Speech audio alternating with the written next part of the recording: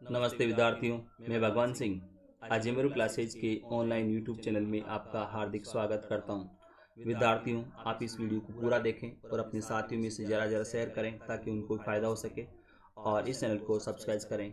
तो आज के करंट अफेयर्स पर चर्चा करते हैं, जिसमें मुख्य रूप से 3 पॉइंट्स हैं आपके। पहला जो पॉइंट आपके दे रखा है वो है आपके एयर इंडिया के विनिवेश के लिए बोली लगाने की जो तारीख सरकार ने बढ़ाई है उसके बारे में बात करेंगे। और दूसरा जो पॉइंट है वो है आपके विश्व व्यापार संगठन में विवाद निपटान समिति बनाने का जापान और चीनी ताइपी के द्वारा जो आग्रह किया गया है उसके बारे में बात करेंगे। और तीसरा जो पॉइंट है वो है विश्व बैंक के द्वारा भारत के 6 राज्यों में स्कूली शिक्षा की गुणवत्ता और संचालन में सुधार के लिए 50 करोड़ डॉलर का जो ऋण स्वीकृत किया गया है उसके बारे में बात करेंगे। तो आप पहला क्वेश्चन देखिए, किस देश के सांसदों ने अपनी सरकार से मांग की है कि अफगानिस्तान के हिंदुओं और सिखों को आपात शरणार्थी के रूप में संरक्षण प्रदान करें? तो राइट आंसर है यूएसए। विद्यार्थियों, इसमें थोड़ा प्रिंट मिस्टेक है, ये हिंदुओं शब्द है यहाँ पर। तो हिंदुओं और सिखों को आपात शरणार्थी के रूप में संरक्षण प्रदान करने का आग्रह किया है यूएसए के सांसदों ने अपनी सरकार से। क्योंकि विद्यार्थियों, आपको मालूम होना चाहिए अफगानिस्तान में आज भी जो है तालिबान के द्वारा अल्पसंख्यकों को प्रताड़ित किया जाता है और उनका जो है धर्म परिवर्तन किया जाता है। तो इसीलिए यहाँ पर सरकार से मांग की है सांसदों ने कि यहाँ के हिंदुओं और सिखों को जो है वो आपातकालीन तौर पर शरणार्थी के रूप में अपने यहाँ संरक्षण प्रदान करें। क्योंकि अफगानिस्तान में पहले हिंदू और सिखों की आबादी 2.5 लाख के करीब थी और आज वहाँ पर आबादी इनकी केवल 1,000 के करीब रह गई है। इसलिए इन सांसदों ने आग्रह किया है कि इनको संरक्षण प्रदान करें। तो आप अगला क्वेश्चन देखिए, स्पिनिंग सिक के नाम से प्रसिद्ध किस व्यक्ति को ब्रिटिश प्रधानमंत्री बोरिस जॉनसन ने पॉइंट्स ऑफ लाइट पुरस्कार से सम्मानित किया है? तो राइट आंसर है राजेंद्र सिंह। विद्यार्थियों, अगला क्वेश्चन देखिए आप, अमेरिकी राष्ट्रपति डोनाल्ड ट्रंप ने राष्ट्रीय स्मारकों को नुकसान पहुंचाने वालों पर मुकदमा चलाने के लिए शासकीय आदेश पर हस्ताक्षर किए हैं। इसमें कितनी सजा का प्रावधान है? तो राइट आंसर है 10 वर्ष। विद्यार्थियों, आपको मालूम होना चाहिए, मैंने आपकी पिछली वीडियो में भी इन क्वेश्चनों को इस तरह से जो आए थे उनको मैंने बताया था आपको कि वहाँ पर एक अश्वेत नागरिक जॉर्ज फ्लॉयड की पुलिस के द्वारा हत्या कर दी जाने के बाद से दंगे फसाद हो रहे हैं, वहाँ पर प्रदर्शन हो रहे हैं और प्रदर्शनकारियों के द्वारा राष्ट्रीय स्मारकों को नुकसान पहुंचाया जा रहा है, मूर्तियों को तोड़ा जाता है। इसलिए अब अमेरिकी राष्ट्रपति डोनाल्ड ट्रंप ने शासकीय आदेश जारी किया है, जिसमें सजा का प्रावधान है 10 वर्ष तक का। अगर यानी कि राष्ट्रीय स्मारकों को या मूर्तियों को नुकसान पहुंचाया जाता है तो ऐसे व्यक्ति को 10 साल की सजा का प्रावधान किया है इसमें, ताकि इन घटनाओं को रोका जा सके। तो आप अगला क्वेश्चन देखिए, इसमें केंद्र सरकार ने एयर इंडिया के लिए बोली लगाने की समय सीमा कब तक के लिए बढ़ाई है? तो राइट आंसर है 31 अगस्त तक।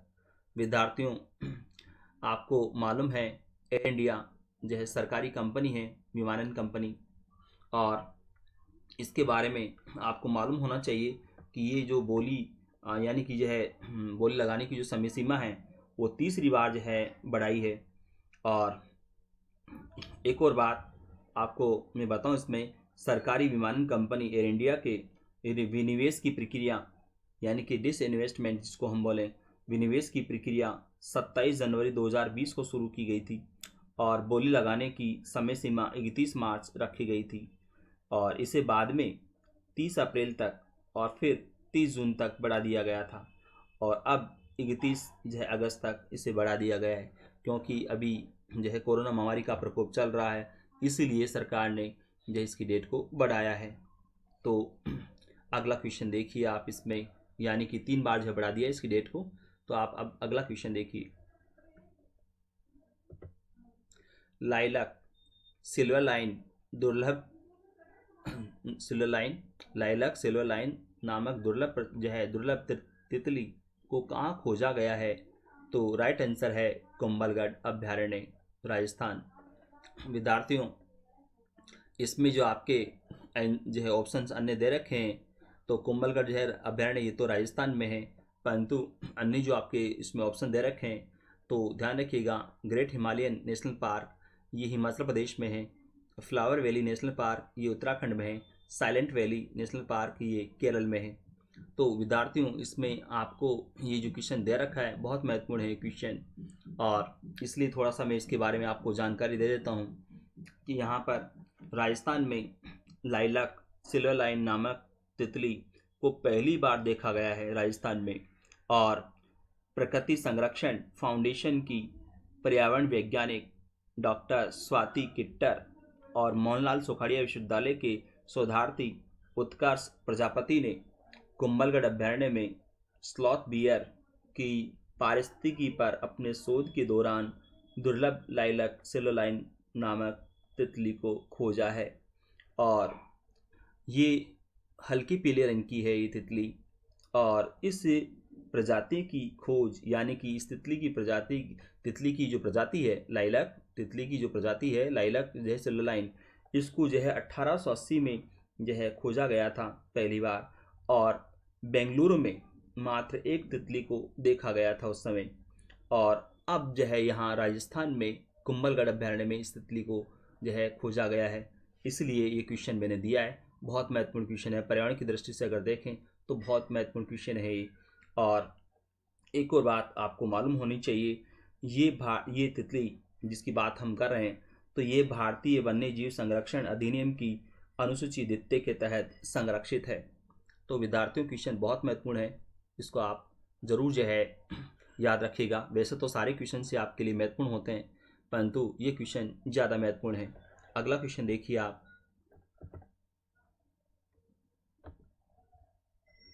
भारत सरकार के किस मंत्रालय ने चीन से आयात किए जाने वाले माल के लिए पहले अनुमति लेना अनिवार्य किया है? तो राइट आंसर है बिजली मंत्रालय। विद्यार्थियों, आपको मालूम है इस बारे में कि चीन के साथ भारत का जो है लद्दाख में टकराव चल रहा है, और वहाँ पर चीन के द्वारा जो अपनी सेना का जमावड़ा भी किया जा रहा है। जैसा कि आपको मालूम है, वहाँ पर जो है चीनी सैनिकों के साथ झड़प में भारत के 20 जवान शहीद हुए थे। तो अब भारत सरकार भी जो है चीन के इस तरह से जो है आयातित मालों पर जो है वो प्रतिबंध लगाने की जो है तैयारियां कर रही है। इसी के तहत यहाँ मंत्रालय ने भी, बिजली मंत्रालय ने सभी से जो है को निर्देश दिया है कि अगर कोई भी चीन से इस तरह का माल जो है आयात किया जाता है तो पहले बिजली मंत्रालय से परमिशन लेनी होगी। और तो आप इसमें अगला क्वेश्चन देखिए,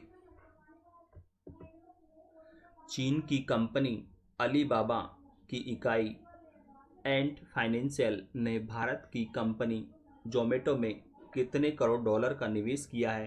तो राइट आंसर है 15 करोड़ डॉलर।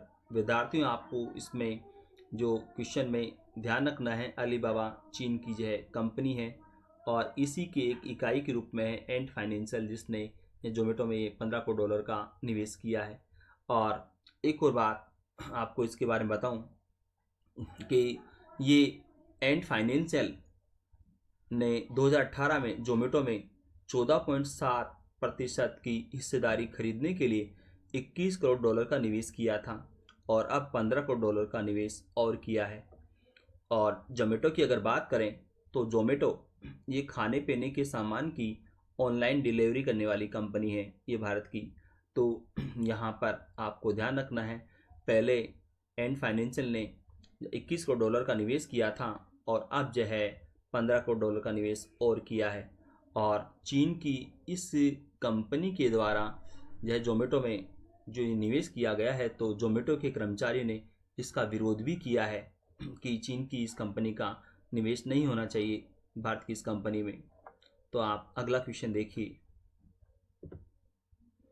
विश्व व्यापार संगठन में विवाद निपटान समिति बनाने का किन दो देशों के द्वारा आग्रह किया गया है और जिसका भारत ने विरोध किया है? तो राइट आंसर है जापान और चीनी ताइपे।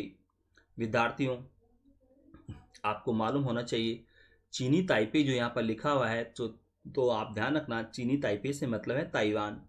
ताइवान को चीनी ताइपे के नाम से भी बोलते हैं। और यहाँ पर एक और बात, यहाँ पर जो दे रखा है जापान का और चीनी ताइपे का, तो इसके बारे में आपको बताऊं कि ये जो चीनी ताइपे और जापान के सरकार के द्वारा जो विरोध किया गया है, तो इसके बारे में आपको बताऊं इसमें कि ये दोनों देश यानी कि जापान और चीनी ताइपे, ये दोनों देश भारत द्वारा कुछ सूचना एवं संचार प्रौद्योगिकी उत्पादों के आयात पर सीमा शुल्क लगाने के खिलाफ यह विवाद निपटान समिति का गठन चाहते हैं ये दोनों देश।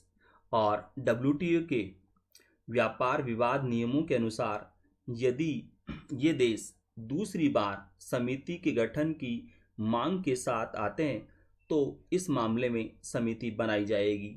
और यानी कि कोई जो है देश अगर पहली बार आग्रह किया, फिर से अगर दूसरी बार फिर से जो है समिति गठन का आग्रह किया जाता है तो फिर जो है समिति का गठन होना होता है। तो यहाँ पर इन्होंने पहले भी आग्रह किया था, पिछले वर्ष मई में दोनों देशों ने कुछ जो है इलेक्ट्रॉनिक सामान पर भारत द्वारा आयात शुल्क लगाने के खिलाफ अपील की थी। और इन दोनों देशों का आरोप है कि इन उत्पादों पर आयात शुल्क लगाकर भारत ने डब्ल्यूटीओ के नियमों का उल्लंघन किया है, जबकि भारत ने इन आरोपों का कड़ा विरोध किया है।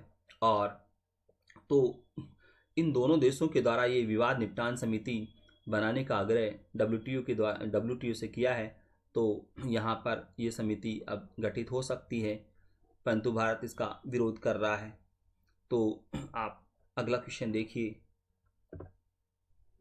आर्थिक सहयोग एवं विकास संगठन के एक वैश्विक मंच ने जुलाई 2015 से जून 2018 के लिए नवीनतम समीक्षा में स्विट्जरलैंड से अपने नागरिकों के बैंक खातों और उनके द्वारा स्थापित संस्थाओं के लाभकारी स्वामित्व के बारे में विस्तृत जानकारी प्राप्त करने वाले शीर्ष 3 देश कौन से हैं?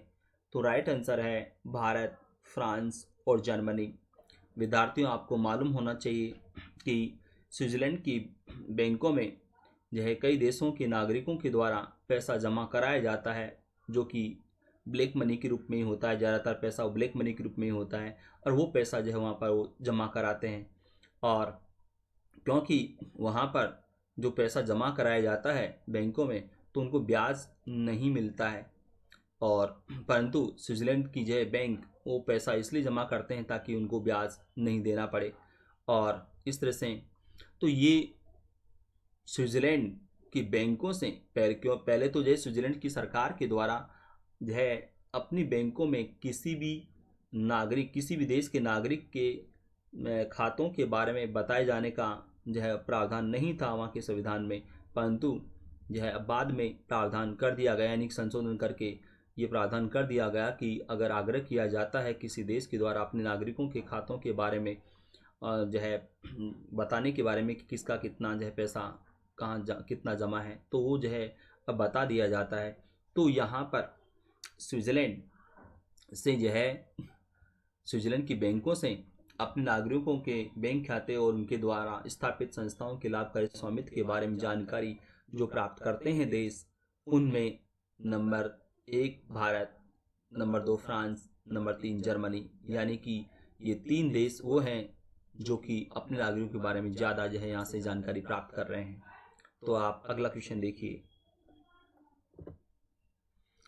विश्व बैंक भारत के 6 राज्यों में स्कूली शिक्षा की गुणवत्ता और संचालन में सुधार के लिए कितने करोड़ डॉलर का ऋण स्वीकृत किया है? तो राइट आंसर है 50 करोड़ डॉलर। विद्यार्थियों क्वेश्चन महत्वपूर्ण है, इसके बारे में आपको जानकारी दे दूं कि ये जो है विश्व बैंक के द्वारा 50 करोड़ डॉलर का जो ऋण स्वीकृत किया गया है, तो इससे 15 लाख स्कूलों में मतलब जो है जो 6 राज्यों के लिए है ना, जो 6 राज्यों के लिए ये स्कूली शिक्षा की गुणवत्ता और संचालन में सुधार के लिए जो ऋण स्वीकृत किया है, तो इससे 15 लाख स्कूलों में पढ़ रहे 6 से 17 वर्ष की उम्र के 25 करोड़ विद्यार्थी तथा 1 करोड़ से अधिक शिक्षक इस कार्यक्रम से लाभान्वित होंगे। और विश्व बैंक ने भारत के 6 राज्यों में स्कूली शिक्षा की गुणवत्ता और संचालन में सुधार के लिए जो ये ऋण स्वीकृत किया है, तो इससे जो है ऋण को स्वीकृत जो किया गया है विश्व बैंक के द्वारा। तो ये जो 6 राज्य हैं जिसके बारे में मैंने बात कही अभी आपको कि यहाँ के जो है 25 करोड़ विद्यार्थी और 1 करोड़ से अधिक शिक्षक इससे जो है लाभान्वित होंगे। तो इन 6 राज्यों के नाम भी आपको याद रखने हैं जिनके लिए पैसा खर्च किया जाएगा। तो ये 6 राज्य हैं आपके, जिनके नाम मैं बोल रहा हूँ आपके: हिमाचल प्रदेश, केरल, मध्य प्रदेश, महाराष्ट्र, ओडिशा और राजस्थान। ये 6 राज्य हैं जिनकी जो है यहाँ ये स्कूली शिक्षा में गुणवत्ता और संचालन में सुधार के लिए 50 करोड़ डॉलर जो है लगाए जाएंगे शिक्षा में सुधार के लिए और जो है संचालन में सुधार के लिए। तो इन 6 राज्यों के नाम भी आप याद रखना और इसमें ये राशि जो है वो भी आपको याद रखनी है। तो विद्यार्थियों, आपको ये वीडियो कैसा लगा इसे लाइक करें, इस चैनल को सब्सक्राइब करें। धन्यवाद।